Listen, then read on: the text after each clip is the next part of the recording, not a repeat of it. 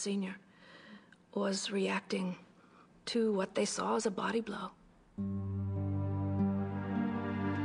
Isolated and discouraged, John D. Rockefeller Jr. confided to his Bible class, "I've never had more occasion to seek the sympathy of friends. All the money in the world will not take the place of friends." Riches, the young heir warned his pupils, breed but sin. This must have been an especially distressing period because as he's working at Standard Oil, he has a lot of contact with his father's hand-picked successor, John D. Archbold, who's engaged in an enormous amount of political corruption. And so I think that the Tarbell series is especially distressing because he wants desperately to believe in his father's innocence, and yet he's increasingly disturbed at 26 Broadway by the sordid atmosphere of Standard Oil, which meant that on some level he must have suspected that a lot of these things were true. Adrift at Standard Oil, Jr. threw himself into building a new home for his father.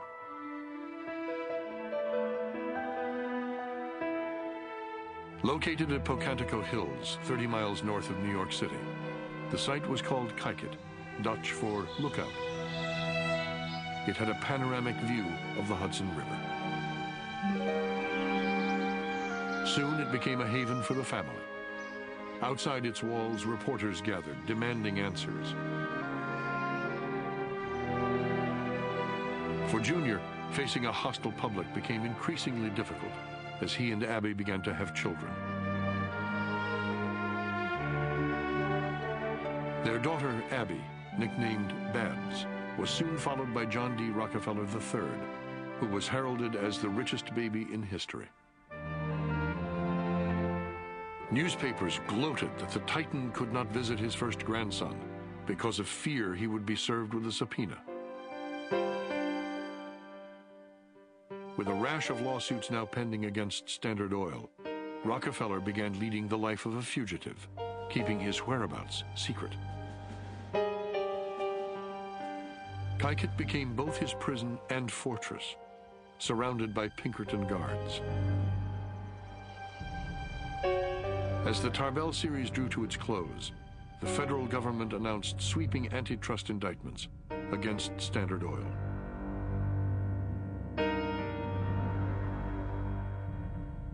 Senior was determined to carry on, confident in his own rectitude. Junior could not.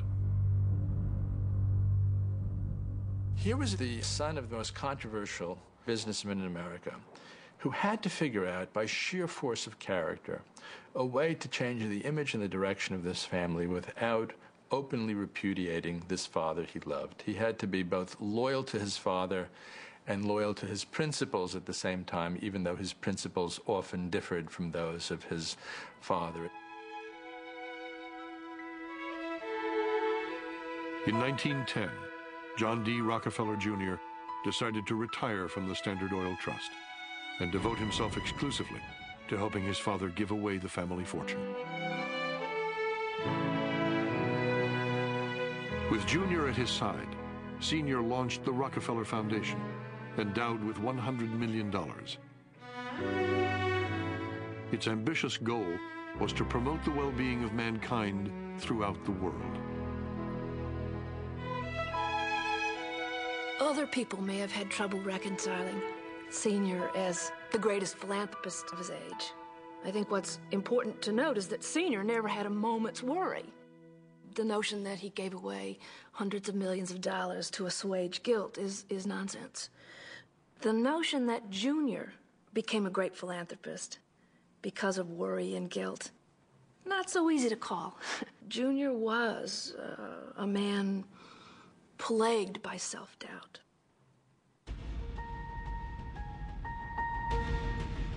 On May 15, 1911, the Supreme Court of the United States declared that Standard Oil was a monopoly in restraint of trade and should be dissolved. Rockefeller heard of the decision while golfing at Kijket with a priest from the local Catholic Church, Father J.P. Lennon. And Rockefeller reacted with amazing aplomb. He turned to the Catholic priest and said, "Father Lennon, have you some money?" And the priest was very startled by the question and said, "No." And then he said, "Why?" And Rockefeller replied, "Buy Standard Oil." As Rockefeller foresaw, the individual Standard Oil companies were worth more than the single corporation. In the next few years, their shares doubled and tripled in value. By the time the reign of cash was over, Rockefeller had the greatest personal fortune in history, nearly 2% of the American economy. And it was really losing the antitrust case that converted John D. Rockefeller into history's first billionaire. So that Standard Oil was punished in the federal antitrust case, but John D. Rockefeller Sr. most assuredly was not. Rockefeller's lucky streak was not over yet. Just as the electric light bulb threatened to wipe out the need for kerosene, the automobile appeared. The market for gasoline sparked euphoria in the oil industry. Rockefeller's soaring fortunes made it seem as if he had outwitted his critics again. Increasingly genial and relaxed, he cast off his business suit and experimented with a variety of wigs. He delighted in the birth of Junior's second son, Nelson, born on Senior's birthday. 3 more boys followed: Lawrence, Winthrop, and David. With the furor over Standard Oil subsiding and the philanthropies launched, Junior was determined to give his children an inheritance they could be proud of. But his hopes of redeeming the family name were about to be shattered.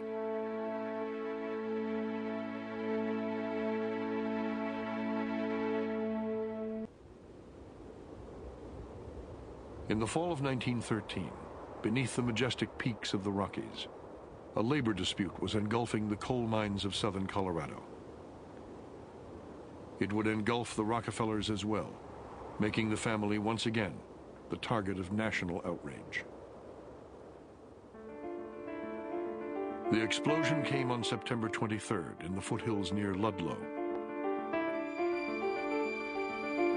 8,000 miners struck a Rockefeller-owned company, Colorado Fuel and Iron, demanding more humane living and working conditions. CF&I immediately evicted the strikers from their homes. Families were forced to move into a makeshift tent colony beyond company grounds. The striking miners came from 32 different countries. Some thought John D. Rockefeller was the President of the United States. As both sides braced for a showdown, CF&I brought in gunmen and had them deputized by county sheriffs. Union organizers descended upon Colorado, including the fiery Mother Jones, who led a protest on the state's capital. In December, 4 feet of snow fell on southern Colorado. 20,000 men, women, and children shivered on the windswept plain.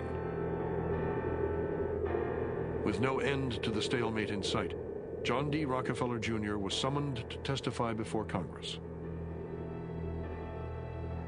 Although he was a company director, he said he knew little of the situation and had put his faith in the managers on the scene. Then he declared his faith in the open shop, the right not to join a union. An approving senior rewarded his son with 10,000 shares of CF&I stock.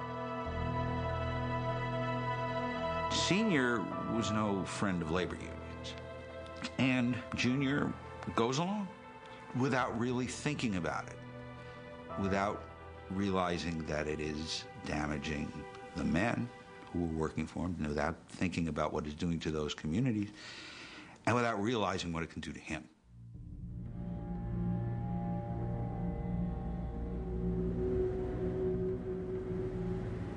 On the morning of April 20th, 2 weeks after Junior's testimony. A company of 35 National Guardsmen stationed themselves on a hill overlooking the tent colony in Ludlow.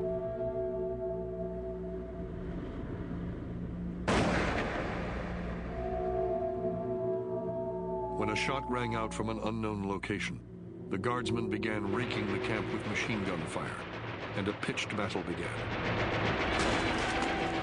Trapped families sought shelter from the bullets in dirt bunkers hidden beneath the tents. The cries of frightened children pierced the din of battle. At dusk, when the southbound local rumbled into Ludlow, families who had been trapped in terror seized the opportunity to escape behind the barrier of 36 freight cars. As the train pulled away, the brakeman reported seeing the tent colony